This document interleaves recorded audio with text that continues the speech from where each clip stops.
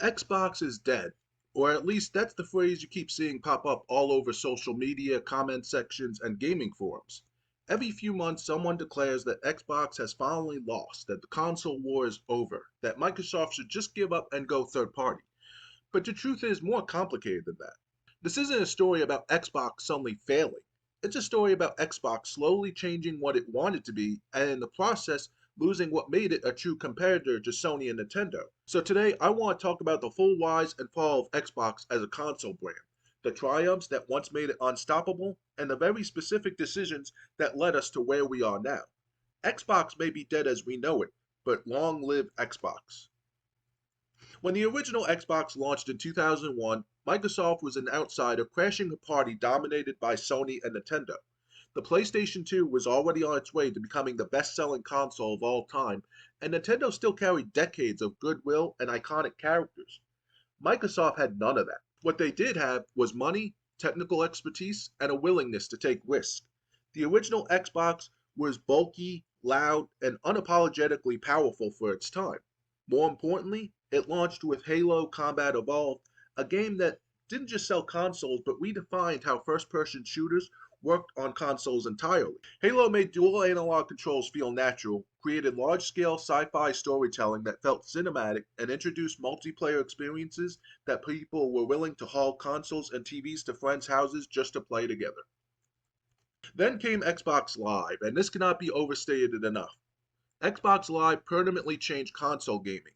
Persistent online identities, voice chat, matchmaking, friends lists, things we now take for granted, were revolutionary at the time. Xbox didn't win the original console generation in sales, but it earned something arguably more important: credibility. Microsoft proved it belonged in the gaming industry. That credibility exploded during the Xbox 360 era, which is still widely considered the golden age of Xbox. The Xbox 360 launched early, launched strong, and launched with a clear focus on games. Xbox Live matured into the best online service in gaming. Xbox Live Arcade introduced players to indie experiences years before indie games became mainstream, and the exclusives were relentless. Halo 3 was a cultural event. Gears of War redefined first person shooters. Fable, Mass Effect, Forza. Xbox had an identity, and that identity was confidence.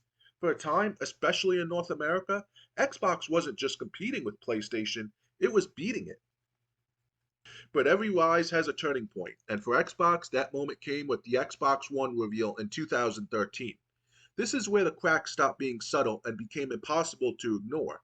Instead of focusing on games, Microsoft focused on television, integration, sports partnerships, Connect, and a version of the console as an all in one entertainment box. The messaging was confusing, the always online DRM plans were tone deaf, and the console itself launched more expensive and less powerful than the PlayStation 4. Sony didn't need to overthink their response. They simply focused on games, consumer friendly policies, and clear messaging. Trust shifted almost overnight. From that moment forward, Xbox was playing catch up and in many ways it never truly recovered. While Sony doubled down on narrative driven system selling exclusives and Nintendo leaned into creativity and timeless franchises, Xbox began drifting toward a different philosophy. Instead of asking why someone should buy an Xbox console specifically, Microsoft began asking why someone just didn't play Xbox games anywhere. That shift is where my biggest criticism of modern Xbox begins. Game Pass is often praised, and rightfully so, as one of the best values in gaming. From a consumer perspective, it's incredible. Hundreds of games, first party titles on day one, and a low monthly cost. But this is also where Xbox began undermining itself as a console brand. By solely focusing on Game Pass as the centerpiece of the strategy, Xbox trained its audience not to buy games, not to feel excitement around release, and not to associate greatness with ownership. When everything is available instantly, nothing feels special. Game Pass turned Xbox into a service first and a platform second, and services do not build the same emotional loyalty that great exclusives do. At the same time, Xbox began heavily on acquisitions instead of cultivating original must play experiences. This culminated in the massive purchase of Activision Blizzard, a deal that dominated headlines and regulatory discussions for years.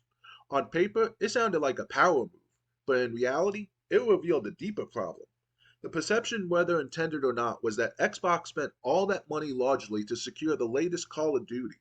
And Call of Duty, while still massively popular, is not the system seller it once was. It's a multi platform franchise that thrives regardless of console branding. Building your future around that, instead of creating the next Halo level phenomenon, felt like a surrender of identity. Meanwhile, Sony continued delivering blockbuster exclusives that justified the purchase of a PlayStation console, and Nintendo kept proving that creativity and strong first party IPs can thrive without chasing raw power.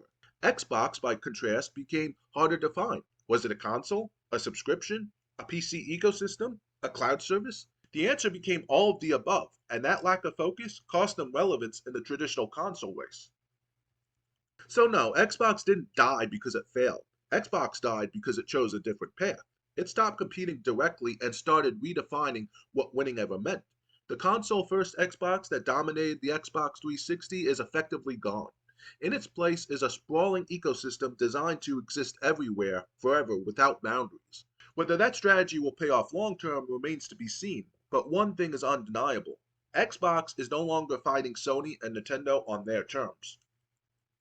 Before I wrap this up, if you've enjoyed this video and found this breakdown interesting, make sure to give it a thumbs up, subscribe to the channel, and ring that notification bell so you don't miss any future videos. And if you want to support the channel even further, check out my Patreon. I just uploaded a new video over there where I talk about 5 underrated games that deserve way more attention than they got, and Patreon supporters get access to exclusive content like that.